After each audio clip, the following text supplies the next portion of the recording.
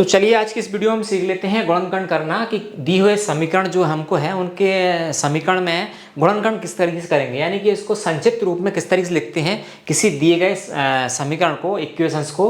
तो यहाँ पे हमारे पास कुछ क्वेश्चन है, मैंने नोट डाउन किया। आप देखें कि गुणनखंड ज्ञात कीजिए या गुणनखंड करना सीखिए।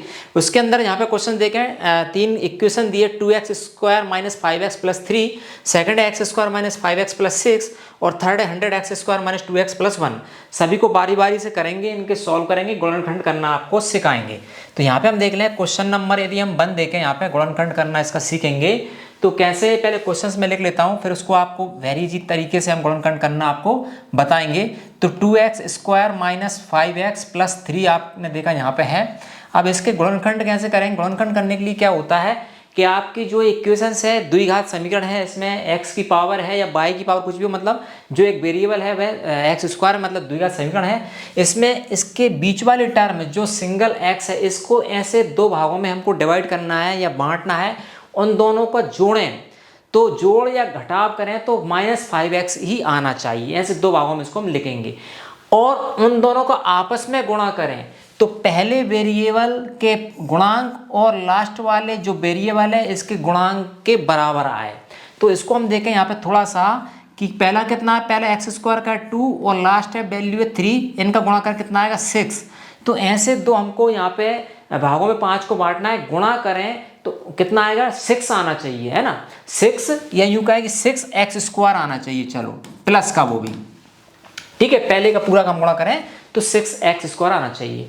तो इसको हम ऐसे लिख सकते हैं, 2x तो ऑलरेडी है, इसके 6 को हम दो ही तरीके से 5 को दो या 3 जोड़ें और 3 दूनी 6 हो जाएगा। तो ऐसे कर सकते हैं हम, तो यानी कि 2x माइनस 3x हम लिख दें तो कितना हो जाएगा, 3 दूनी 6x स्क्वायर आएगा, जोड़े घटाएंगे तो 5x माइनस का आ जाएगा प्लस 3। इस तरीके से इसको आप लिख सकते हैं इक्वल टू।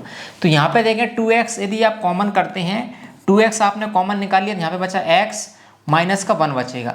फिर यहाँ से माइनस का 3x हम कॉमन ले लेंगे तो यहाँ पे क्या बचेगा, माइनस 3 लिए प्लस का x बचा और यहाँ पे माइनस का फिर 1 बन जाएगा, ठीक है। तो अब यहाँ पे ये दोनों कॉमन है, इसको फिर एक बार ले लेंगे तो x माइनस 1 और ब्रैकेट में क्या बच जाएगा 2x माइनस का 3x।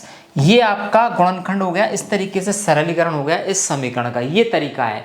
मेन तरीका क्या है, पहले वाले वेरिएबल को हम ऐसे दो भागों में तोड़ेंगे, बांटेंगे, इस वाले वेरिएबल को जोड़े घटाएं तो उसकी वही एग्जैक्ट वैल्यू आए और उन दोनों गुणा करें तो फर्स्ट एंड थर्ड वाले वेरिएबल गुणा करने पर जो आता है वह वैल्यू आए। इस तरीके से गुणनखंड होते हैं। अब देखते हैं हम यहाँ पे सेकंड वाला क्वेश्चन। तो सेकंड वाला क्या है, x square minus 5x plus 6। इसको हम अलग एक स्लाइड ले लेते हैं, उसमें लिख लेते हैं क्या है यहाँ पे सेकंड नंबर का क्या है, एक्स स्क्वायर माइनस, हम देख लेते हैं x square 5x plus 6, x square minus 5x plus 6, x square minus 5x plus 6।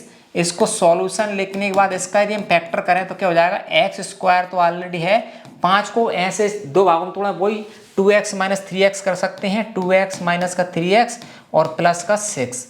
तो ये कितना हो जाएगा, जोड़ेंगे हटाएंगे तो माइनस 5x आ जाएगा, सेम चीज सही, तो गुणा करेंगे तो 6x स्क्वायर आ जाएगा, क्योंकि x square into 6x square. तो हमारे फैक्टर सही हुए हैं। ये फैक्टर करने के लिए चेक करने की तरीका है कि सही हुए कि नहीं है, चिन्ह का भी विशेष ध्यान रखना। अब इन दोनों में से कॉमन निकालने हैं, x हमारे पास कॉमन आ जाएगा, यहाँ पे x बचेगा तो माइनस का 2 बचा, इधर का माइनस का 3 कॉमन आ जाएगा तो यहाँ पे x बचा और माइनस 3 लिया तो यहाँ पे 2 बचेगा। तो x माइनस 2 फिर कॉमन आ जाएगा हमारे पास, तो x माइनस 2 ये ब्रैकेट लिख लेंगे, इसके बाद ये बची रिमेनिंग वैल्यू इधर लिख देंगे तो x माइनस 3 और ये हमारा आ जाता है आंसर। इस तरीके से ये फैक्टर हमारे हो जाते हैं, गुणनखंड हो जाते हैं। आया समझ में आपको? एक और क्वेश्चन देख लेते हैं, हमारे पास क्या है एक और क्वेश्चन, उसको भी देख लेते हैं। क्वेश्चन से 100x square minus 2x plus 1, 100x square minus 2x plus 1। तो क्या है 100x square minus 2x plus 1, ठीक है। इसको सॉल्व करेंगे तो वही क्या करें, इसको 2x को ऐसे भागों में हम दो को ऐसे भागों में जोड़े घटाएं तो माइनस का 2 आए और गुणा करें तो 100 आए। कैसा है 100x स्क्वायर इंटू 1 यानी 100x स्क्वायर आए। तो इसको कैसे कर सकते हैं, इसमें एक्चुअली ये मिसिंग है, यहाँ पे कुछ मिसिंग है इक्वेशंस में। ये इक्वेशन इसकी मैं फिर से लिख देता हूँ, इक्वेशन इसकी जो है वो है यहाँ पे देखें फिर से, ये क्वेश्चन गलत हो रहा है थोड़ा सा, क्वेश्चन राइट क्वेश्चन लिख लें। यहाँ पे 100x स्क्वायर माइनस 20x है ये, ठीक है, 20x प्लस 1 है। अब इसको हम सॉल्व कर लेंगे यहाँ पे। तो कैसे करेंगे, इसको गुणा करें तो 100x आए, जोड़ा घटाएं -20, क्लियरली यहाँ पे हो जाएगा 100x। हम इसको लिखते हैं 100x स्क्वायर माइनस इसको हम लिख सकते हैं 10x और -10x। -10x कितना 20 और गुणा करेंगे 10 का तो 100 हमारा आ जाएगा। ठीक है जी, समझ में आ गया आप। ये थोड़ा मिसिंग था, बराबर +1। अब यहाँ से देख लो कॉमन क्या जाएगा, यहाँ पे 10x कॉमन आ जाएगा हमारा, तो 10x हमने कॉमन ले लिया, यहाँ पे बचा 10x फिर बचेगा, माइनस का 1 बचा यहाँ पे।